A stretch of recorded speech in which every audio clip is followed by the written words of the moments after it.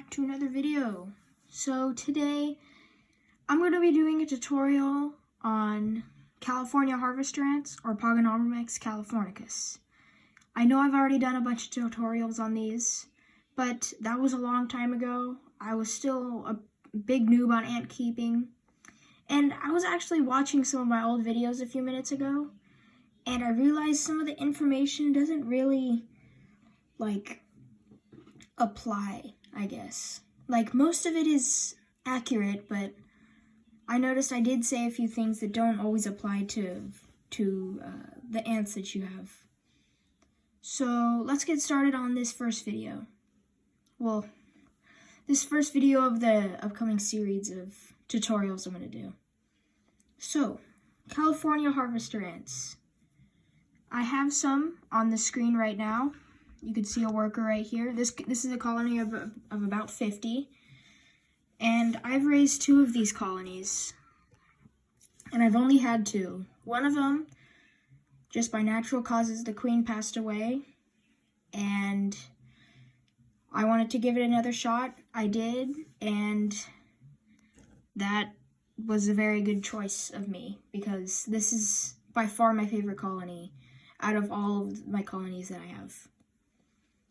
So let's get on to the care.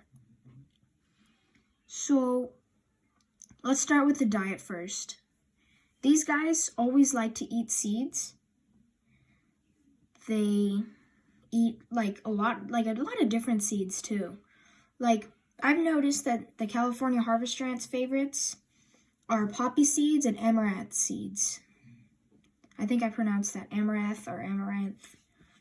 Those are their favorite. Let me see. Oh no, they don't have any in their nest, because normally they stack them against the walls of their nest. But, so they love seeds. And also, as you can see, I love to give my ants a variety of food. I've given them fruit flies before.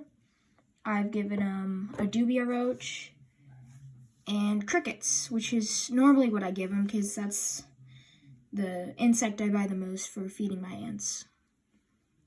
So, also, it's very rare, but I give them honey, and I see them drinking it sometimes. Well, that's just when I look at them. I'm sure they drink it when I'm going somewhere or doing something. But I've noticed it a lot more since we're quarantined and everything crazy's going on. And it's really cool because their gasters expand, and it's just cool to watch. But now, I think every ant keeper should know, you should have a water feeder. For example, this is dirty, but this is one from Ant Shack.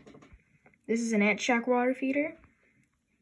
I put it in there, but then they decided to put all of the soil on top of it, and then it kind of flooded out into the soil. So I had to remove it. But now, for the more detailed things that you need to know about these guys. So the queen, if you happen to catch your queen, most of the time they are polygamous, but I forgot what it's called, but you could put all the queens together, but eventually as the colony keeps growing, the workers execute all the queens but the finest one. So the one that lays the most eggs and is the most productive is the one that's going to live in the end. So be sure to know that. And if you want to put your queens together, that will start the colony up much faster, because I've seen a YouTuber his YouTube channel is called Peter J.A., and he has a 7-queen Pogonomyrmex Californicus colony, and it has just not, they haven't killed out their queens, and the colony is absolutely ginormous. So it's your choice on if you want to possibly sacrifice some queens for starting the colony sooner. And a very important thing with all harvester ants, but just specifically these guys for now, is they thrive the most in soil. So when they get the chance to dig, that's when they thrive, because it's just something with the ant itself. They don't really do well where they can't dig or really like do much with themselves, because harvester ants are from really sandy areas like the desert, so they're always digging as deep as they can. And it's actually the craziest, like, these like are the craziest diggers you've ever seen. They will dig nests even if they don't have to. They will dig out an entire dirt nest even if they don't have to. So it's pretty amazing. That's another reason I really love these guys. Because look down here. They're all moved over to the side. Hang on, let me get focused. They're all moved over to the side where the heating cable is.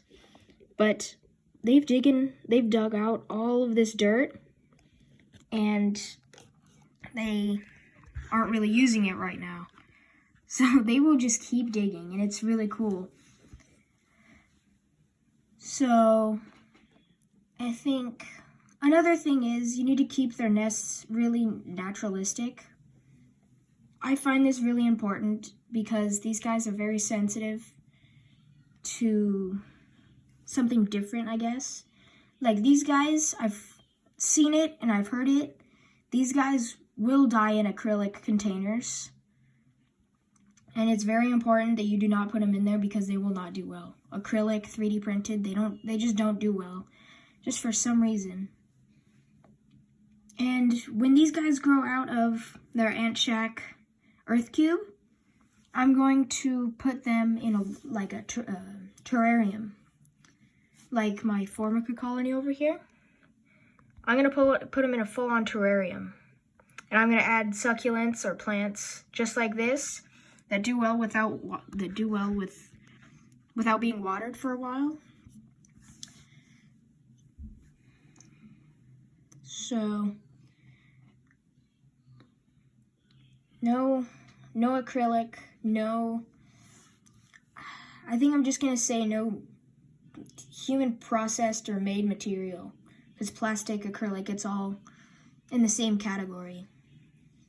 But I have seen these guys, by my own experience, do well in plaster formicariums. Unfortunately, I had to move them out of that because it was molding like crazy. So that's just to inform you guys that plaster does mold quickly, but they did well in that.